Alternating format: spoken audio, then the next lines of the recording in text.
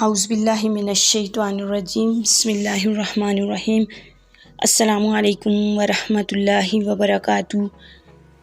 ناظرین، آپ دیکھ رہے ہیں اسلامک پوسٹ۔ امید ہے آپ سب خیریت سے ہوں گے۔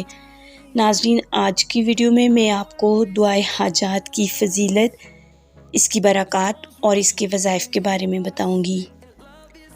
لیکن ناظرین، یہ سب جاننے کے لیے ہمارے ساتھ آخر تک رہیے گا۔ ہماری ویڈیو کو لائک اور چینل کو سبسکرائب کر دیجیے گا تاکہ ناظرین آئندہ آنے والے وظائف آپ کو آسانی کے ساتھ اور بر وقت پہنچ سکیں۔ تو ناظرین، آغاز کرتے ہیں۔ دعائے حاجات، یہ دعا رفع حاجت کے لیے بہت مفید اور مؤثر ہے۔ اس دعا کے بے پناہ فوائد، برکات ہیں۔ اسے پڑھنے سے اللہ تعالیٰ کی رحمت کے خزانے کھل جاتے ہیں۔ لہٰذا جو شخص اللہ کی خصوصی رحمت کا طالب ہو تو اسے چاہیے کہ اس دعا کو ہر نماز کے بعد ایک بار پڑھنے کا معمول بنا لے۔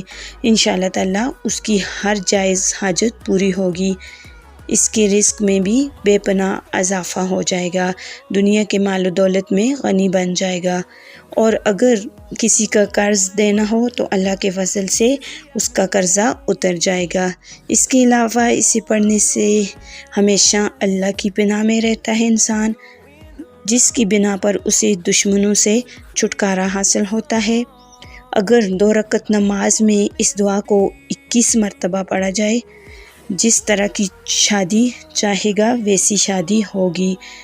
غرض یہ کہ اس دعا کے پڑھنے والوں کو ہر لحاظ سے دین و دنیا میں سعادت حاصل ہوتی ہے۔ ناظرین، دعائے حاجات یہ بہت ہی پرتاثیر اور پر اثر دعا ہے۔ تو ناظرین، آج کی ویڈیو میں نے آپ کو دعائے حاجات کی فضیلت، اس کی برکات اور اس کی وظائف کے بارے میں بتایا۔ تو یہ سب جان کر آپ کو کیسا لگا؟